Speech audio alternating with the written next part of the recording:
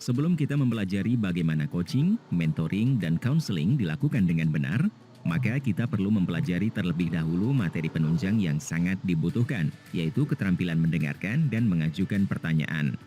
Keterampilan komunikasi, terutama dua hal, yaitu active listening atau questioning skill tersebut merupakan keterampilan yang dibutuhkan untuk menunjang pelaksanaan coaching, mentoring, dan counseling.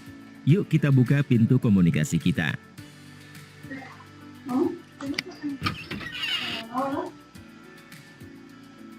Sebelum memulai coaching atau mentoring maupun counseling, perlu dilakukan pendekatan, sehingga coachee, mentee, atau counselee merasa nyaman untuk melakukan dialog. Pendekatan tersebut disebut sebagai building rapport. Nah, sobat pembelajar, oleh karena itu, pada pembelajaran ini, kita akan mempelajari building rapport dan body language.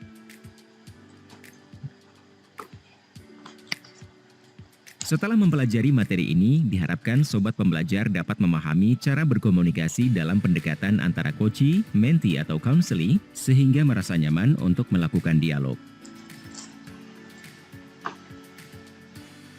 Apa yang dimaksud dengan rapport?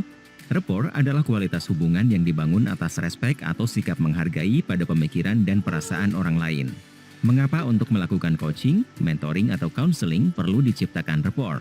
Yaitu untuk membuat mitra bicara nyaman, membangun rasa percaya atau trust, menciptakan kedekatan sepanjang interaksi. Lalu bagaimana ya cara building rapport dilakukan? Building rapport menggunakan teknik pacing leading, yaitu menyamakan atau mengarahkan, dan teknik matching mirroring, yaitu menyelaraskan atau menjadi cermin.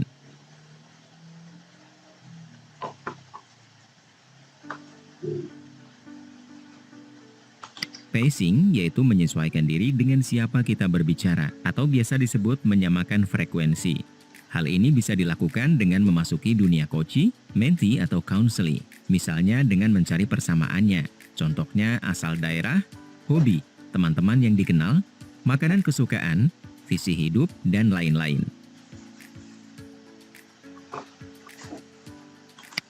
Leading adalah mengarahkan coachee, mentee, atau counselee pada tujuan yang diinginkan dengan menggunakan data yang diperoleh saat pacing. Pacing leading dapat dilakukan dengan dua cara, yaitu verbal pacing dan non-verbal pacing.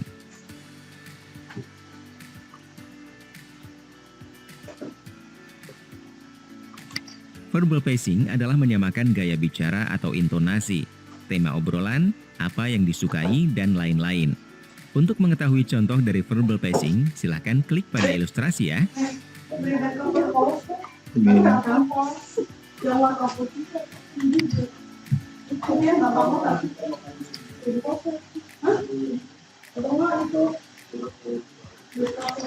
Non-verbal pacing adalah melakukan sesuatu dengan menyamakan apa yang dilakukan oleh coachee, mentee, atau counselee. Silahkan klik pada buku untuk mengetahui contoh dari non-verbal pacing ya.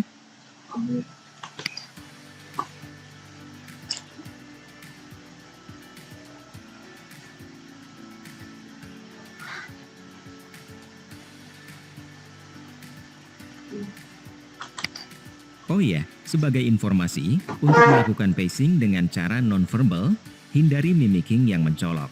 Kalian harus melakukan dengan samar ya. Misalnya, ketika kita akan melakukan dialog, lalu kita lihat coachee kita sedang membuat kopi, maka kita ikut membuat kopi. Jika coachee sudah merasa nyaman, barulah kita ajak atau leading. Yuk kita ngobrol-ngobrol. Setelah merasa obrolan mulai mengalir dengan nyaman, baru masuk melakukan dialog untuk coaching, mentoring, atau counseling.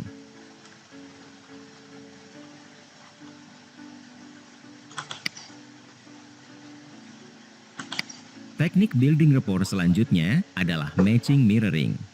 Matching adalah proses menyamakan gerakan mitra bicara kita. Misalnya, jika dia pegang dagu, kita pegang dagu juga. Kalau dia pegang alis, kita pegang alis. Kalau dia menyilangkan tangan, kita menyilangkan tangan. Nah, jika mulai merasa nyaman, barulah kita leading. Sedangkan mirroring adalah berlaku seolah menjadi cermin. Prinsipnya sama dengan matching. Ingat ya, melakukan teknik ini harus hati-hati dan perlu latihan, agar mitra komunikasi tidak merasa diledek atau disindir. Bahasa tubuh dapat dilihat dari lambang-lambang yang disampaikan. Misalnya mengacungkan jempol, mengepalkan tangan, gerakan tubuh yang tidak tenang, sikap duduk, dan lain-lain. Bahasa tubuh yang termanipulasi juga perlu diperhatikan. Misalnya dia mengatakan setuju namun bahasa tubuhnya bersilang tangan.